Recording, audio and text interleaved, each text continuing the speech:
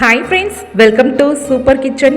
வெயில் காலம் வந்தாலே அதிக அளவில் இந்த தர்பூசணி பழத்தை வாங்கி சாப்பிட ஆரம்பிச்சிருவோம். 90% நீர் சத்து அடங்கியிருக்கிற இந்த பழத்தை குழந்தைங்கள்லேருந்து பெரியவங்க வரைக்கும் விரும்பி சாப்பிடுவாங்க.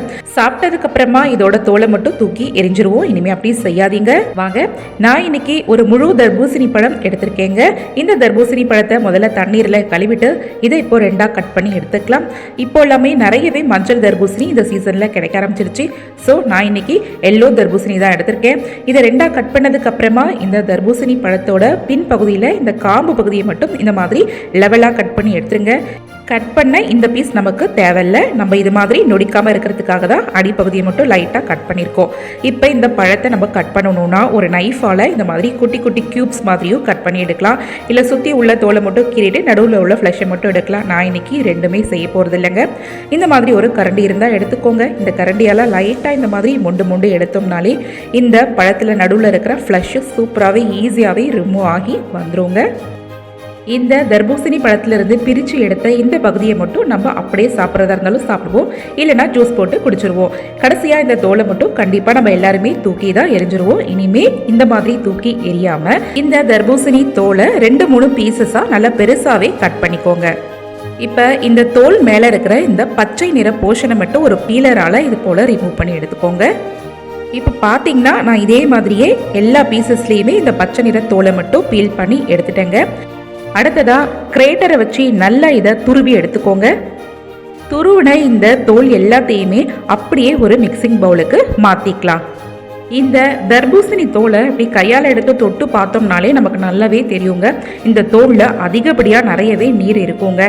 இதை அப்படியே கைகளில் எடுத்து நல்லா இறுக்கமாக பிழிஞ்சி பார்த்தாலே தெரியும், இதிலிருந்து அதிகப்படியாக தண்ணீர் இருக்கும். ஸோ இந்த துருவிய தர்பூசணி தோலை இந்த தண்ணீரோடையே அப்படியே வச்சுட்டு இதை ஏதாவது ஒரு கப்பில் அளந்து எடுத்துக்குவோம்.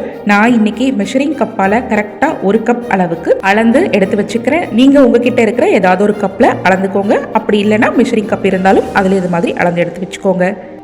அடுத்ததா ஸ்டவ்ல கடாய் வச்சுக்கலாம். கடாய் சூடானோடனே 1/4 கப் அளவுக்கு ரீஃபைண்ட் ஆயிலில் 2 டேபிள் ஸ்பூன் நெய் சேர்த்து மிக்ஸ் பண்ணிட்டு அதிலிருந்து பாதி அளவு மட்டும் கடாயில் சேர்த்துட்டு கொஞ்சமாக முந்திரி, உலர் திராட்சை இது ரெண்டுத்தையும் சேர்த்துட்டு இந்த எண்ணெயிலேயே நல்லா வறுப்பட்டதுக்கு அப்புறமா இந்த எண்ணெய் எல்லாத்தையுமே வடிச்சிட்டு வேற ஒரு பிளேட்டுக்கு மாற்றி எடுத்து வச்சுக்கலாம். இப்போ பாக்கி மீதமாக இருக்கிற இந்த எண்ணெயில் நம்ம துருவி வச்சிருக்கிற இந்த தர்பூசணி தோலை இதில் சேர்த்துக்கலாம்.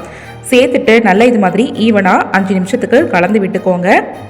இதில் நம்ம தண்ணிலாம் சேர்க்கணுன்னு அவசியமே இல்லைங்க. ஆல்ரெடி இந்த தர்பூசணி தோல்லையே அதிகப்படியான தண்ணி இருக்கிறதுனால இப்போ இந்த கடாயோட லிட்டை போட்டு க்ளோஸ் பண்ணிவிட்டு லோ ஃப்ளேம்லேயே 5 நிமிஷத்துக்கு இந்த தோலை வேக வச்சு எடுத்துக்கலாம்.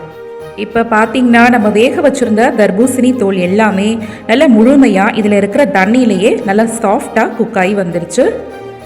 பாருங்கள், நல்லாவே மலர்ந்து வெந்து வந்திருக்கு. இந்த ஸ்டேஜில் 1/2 கப் அளவுக்கு நாட்டு சர்க்கரை இருந்தால் சேர்த்துக்கோங்க. நீங்கள் நாட்டு சர்க்கரைக்கு பதில் பொடிச்ச வெல்லத்தை கூட மெஷர் பண்ணிவிட்டு சேர்த்துக்கலாம். இது கூடவே ஏலக்காய் பொடி, கொஞ்சமாக ஒரு பிஞ்சு டேபிள் சால்ட்டு சேர்த்துட்டு நல்லா ஈவனாக இந்த மாதிரி கலந்து விட்டுக்கோங்க. இதில் சேர்த்த நாட்டு சர்க்கரை கொஞ்சம் கொஞ்சமாக நல்லா மெல்ட் ஆகிட்டு டக்குன்னு நல்லா தண்ணி பிரிஞ்சுட்டு இந்த மாதிரி தளதலன்னு ஒரு கன்சிஸ்டன்சிக்கு மாறி வந்துருங்க. இப்போ இது நல்லாவே கொதிக்க ஆரம்பிச்சிரும். இது அப்படியே கொதிச்சுக்கிட்டே இருக்கட்டும். அடுத்ததாக ஒரு மிக்சிங் பவுல் எடுத்துக்கலாம்.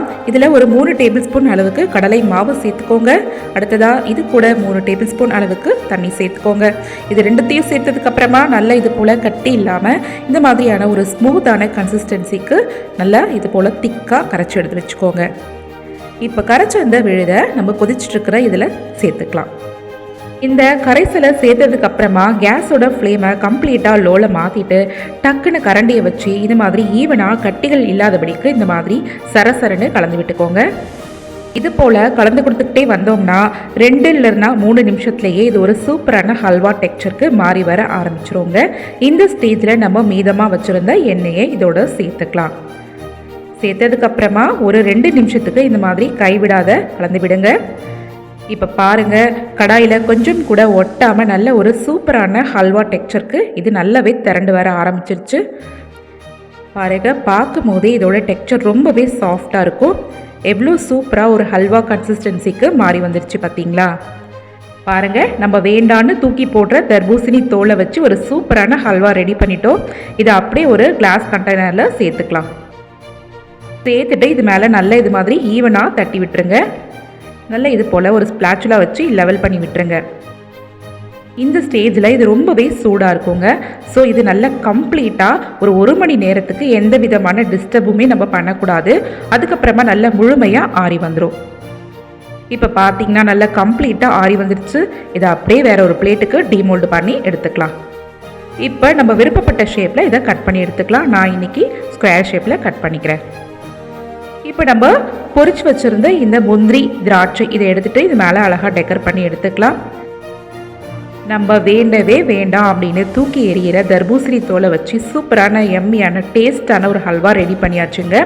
நம்ம எல்லார் வீடுகள்லையுமே அடிக்கிற வெயிலுக்கு கண்டிப்பாக தர்பூசணி பழம் வாங்குவோம். அந்த பழத்தை சாப்பிட்டுட்டு வேணான்னு தூக்கி போடுற தோலை வச்சு இந்த மாதிரியான டேஸ்டியான ஹல்வா செஞ்சு சாப்பிடுங்க. இந்த ரெசிபி உங்களுக்கு பிடிச்சிருந்ததுன்னா இந்த வீடியோவை பார்க்கும்போது ஒரு லைக் பண்ணுங்கள். இந்த வீடியோவை உங்கள் ஃபேமிலி அண்ட் ஃப்ரெண்ட்ஸ் சர்க்கிளுக்கும் ஃபார்வர்ட் பண்ணுங்கள். நீங்கள் இது வரைக்கும் சூப்பர் கிச்சன் சேனலை சப்ஸ்கிரைப் பண்ணலையா? அப்போ உடனே சப்ஸ்கிரைப் பண்ணிக்கோங்க. இதே மாதிரி வேறு ஒரு இன்ட்ரெஸ்டிங்கான ரெசிபியோட மறுபடியும் உங்களே சந்திப்பேன். அது வரைக்கும் take care, bye bye, thanks for வாட்சிங்.